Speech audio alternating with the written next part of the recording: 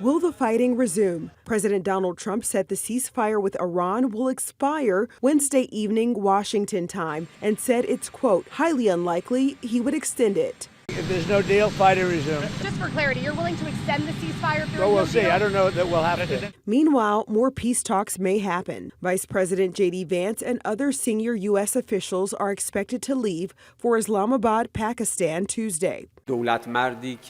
Although Iran's foreign ministry spokesperson insists there are no plans for a second round of negotiations, quote, as of now. Iranian President Masoud Pezeshkian took to X Monday and wrote, deep historical mistrust in Iran toward U.S. government conduct remains, and he criticized what he called unconstructive and contradictory signals from American officials. He closed the message by saying Iranians do not submit to force. Iranians now know they've got a real strategic asset, more useful than a nuclear weapon, and they've used it. And they don't believe we have an answer for it. Passage through the Strait of Hormuz has been at the center of a tug of war between the two sides. U.S. Navy fired on and seized an Iranian cargo ship on Sunday while maintaining its naval blockade. According to Iranian state media, Iran's military warned it would respond. I'm Sherelle Hubbard reporting. Así es, comentarte que este día permanece cerrada la zona arqueológica de Teotihuacan luego del lamentable suceso de ayer cuando un sujeto de nombre Julio César Jasso Ramírez, de 27 años, originario de la Ciudad de México, ingresara a la zona arqueológica, subiera a la pirámide de la luna y accionara un arma de fuego en repetidas ocasiones. De acuerdo con reportes de las autoridades, este sujeto ingresó con un arma calibre 38, tenía 52 balas y un arma blanca. Durante este lamentable suceso, 13 personas resultaron lesionadas, 7 por disparo de arma de fuego y 6 porque cayeron al intentar huir cuando escucharon las detonaciones de arma de fuego. También con reporte de las autoridades, este sujeto, el agresor, se disparó cuando se vio acorralado por elementos de la Guardia Nacional. Comentarte que de los 13 lesionados tienen la nacionalidad de Países Bajos, de Rusia, colombiana, estadounidense y canadiense. Hay que recordar que una mujer lamentablemente falleció en la zona de los hechos por impacto de arma de fuego, una mujer de origen canadiense. Ahí lo vemos en la imagen, la zona está siendo reforzada por elementos de la Guardia Nacional. Se espera que el día de mañana la zona arqueológica se reabra a los visitantes.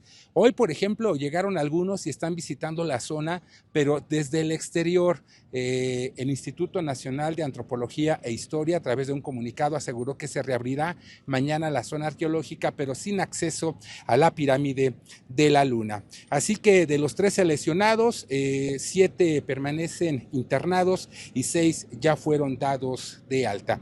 Informó para la Alianza Informativa Latinoamericana, Daniel de Rosas.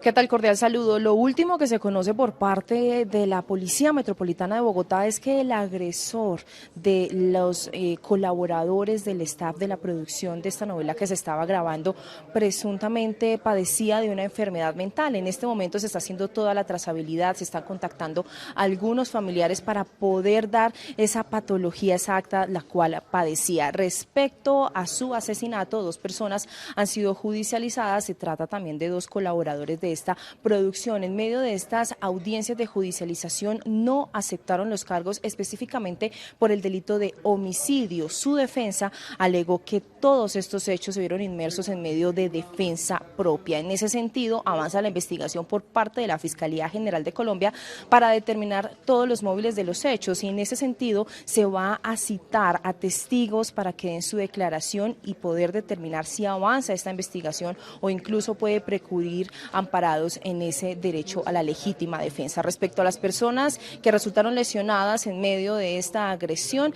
algunas se encuentran todavía en centros asistenciales recuperándose de las heridas, algunas ya tienen este pronóstico estable. Se espera en los próximos días se les dé de alta y también pues en este momento se hace la trazabilidad de más cámaras de seguridad en el lugar de los hechos. Tatiana Sanabria para la Alianza Informativa Latinoamericana.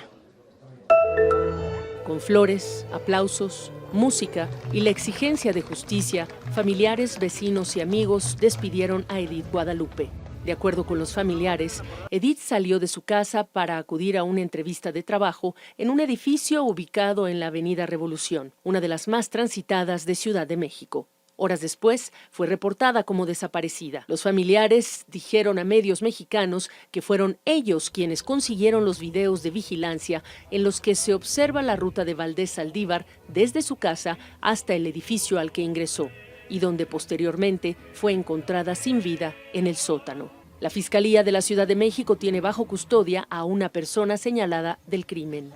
Se determinó que el lugar de los hechos fue la caseta de vigilancia del edificio, lugar donde se identificaron restos hemáticos y se logró posicionar al probable responsable. La madre del sospechoso aseguró en entrevista con una emisora radial en México que su hijo es inocente y que encuentra sospechosa la agilidad con la que la Fiscalía detuvo a su hijo tras las denuncias de irregularidades por parte de la familia de la víctima. La Fiscalía de la Ciudad de México reiteró en conducir una investigación exhaustiva y subrayó que no está fabricando culpables en el caso y que cuenta con datos de prueba sólidos para sostener la acusación. La Fiscalía también investiga a funcionarios públicos por presuntos actos de corrupción, luego que familiares de Valdés Saldívar denunciaron que se les habría solicitado dinero para agilizar la investigación. Algunos vecinos que asistieron al funeral de Edith Guadalupe hablaron con CNN.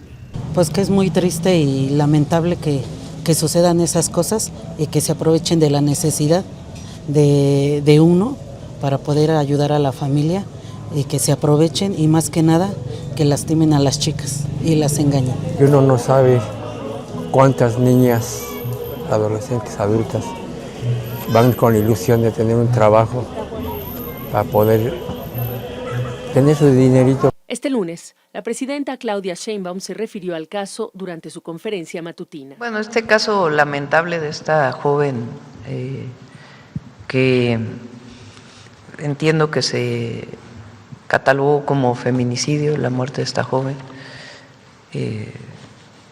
muy lamentable y triste.